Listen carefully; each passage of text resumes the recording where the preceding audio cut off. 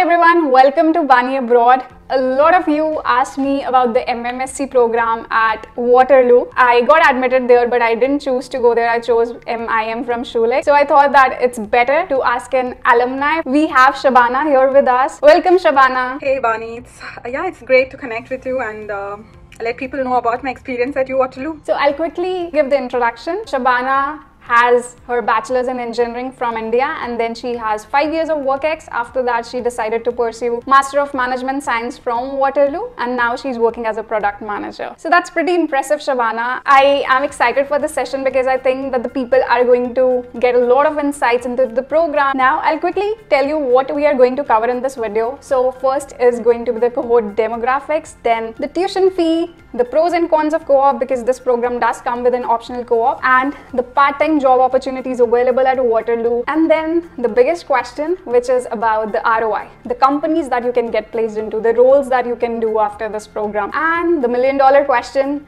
what's the salary that you're going to take back home? So let's get started and answer all of these questions for you. So Shabana, first let's talk about the cohort demographics. What was your batch size, male to female ratio, and the background of people in your program? We were a diverse set of people.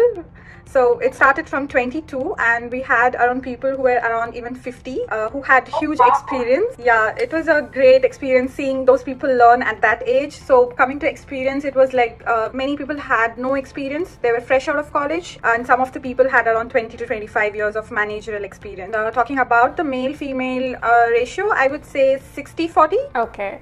And what were the background of those people? Were typical engineers there in the program, or people from other backgrounds were there as well? Maybe just to be useful for students from India, we were a lot of people from India already in the class. A lot of us were from the engineering background and a few from the business background. For the international people that we met, they had diverse backgrounds, like many people were from the mathematics, stat, and a lot of people from business. They have already done a bachelor's in business administration or an MBA. Okay, that sounds good. And this is quite a broad range, people from the age of 22 to 50. So the experience and the insights that people would have gotten out of the program would be pretty intense, right? Yes, it was actually very inspiring to see those people. Now let's talk about the program. So we can get started with the tuition fee. What's the tuition fee for the entire program? When I started with 36,000 Canadian dollars for the entire 12-month course in 2019. But now I think it's come up to 42 to 45 bracket. Thanks, Shabana, for giving the insight. I also help students to get into their dream university, and I applied for this one. And for all of you, I would have been Shabana's classmate if I chose to go to Waterloo. So that's a great coincidence. Yeah, it would have been great to know you personally too.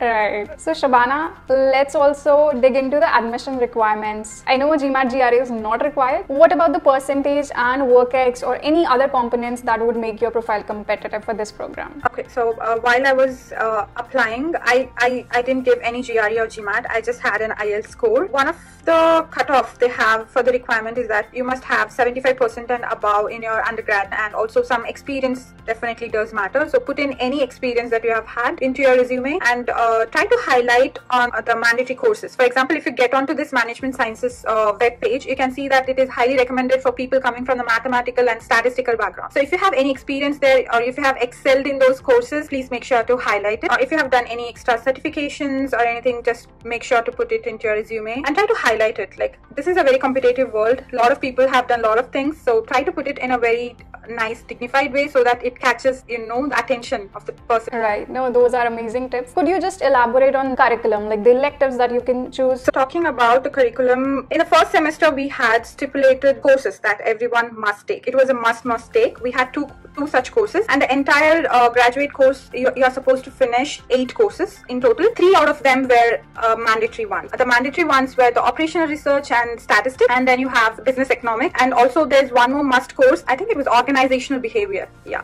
You also have a flavor of adding GDDA to your graduate course. It is called as the graduate diploma in data analytics, I guess. So if you choose to take that, you can get into the data science field of being a data analyst or a business analyst and things like that. So if you get into that course, you have courses like R programming, you get into courses like the statistical analysis that you do with the Excels, you can the VB scripts and things like that. You can choose either if you want completely to get into the management side, or if you want to get into the technical side of data analysis. So you have the project management, statistical innovation courses that is completely theoretical and applicable for the higher managerial levels, and then you also have this programming courses that will help you to be a good data analyst or business analyst. Oh, that's pretty amazing. Now, since we're talking about the curriculum, let's talk about the co-op option. So I know that it's optional, but do you recommend people take that up? What are the pros and cons basically? So coming to my class in 2019, everyone was so enthusiastic and so interested to get into the co-op. So to get into the co-op, you're supposed to get a cutoff of 85% and above in your fall term. And I would definitely recommend taking up a co-op. If you have someone coming from India with no experience or very less experience,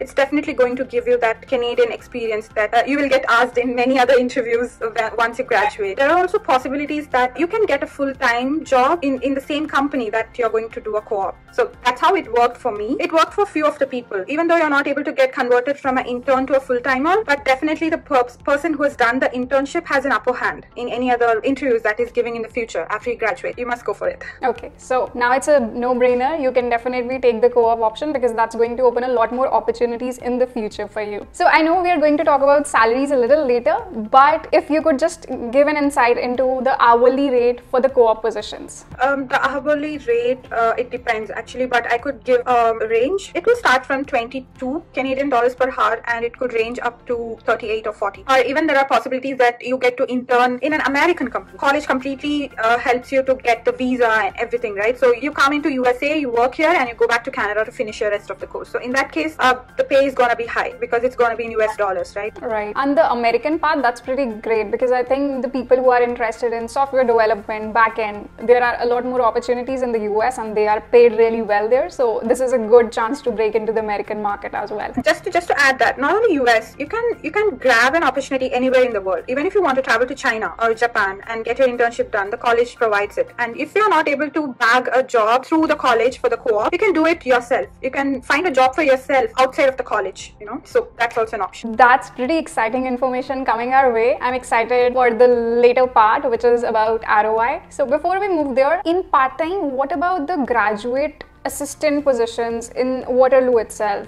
graduate assistant to professor or graduate research assistant? Does these opportunities exist for this particular program? Yes, a lot. You do have a TA course, the TA job opportunity. A lot of my friends and my other people that I see in my class, a lot of them did TAing to other courses within management sciences department. So there are a lot of opportunities there. You get to be a TA to the undergrad in the management science department itself. It is pretty simple. You get notified of what are the roles that are open. The TA opportunities are available for so-and-so subjects, and it's a long list of subjects. I would say around like 15 to 20 subjects. You have like 15 to 20 TA roles that you can fill in. Now, before moving on to the ROI part, let's just address one question, which is about scholarships. Are there any scholarships available for this particular program at Waterloo? I saw a lot of scholarship opportunities for people coming from within Canada. You have been already doing your undergrads in Canada. You have there, and also for the international people, you just have to apply to it beforehand. Just go through all the details. It's pretty simple, just that you have to be on time. You get a scholarship of like amount of $500 or something if you score a good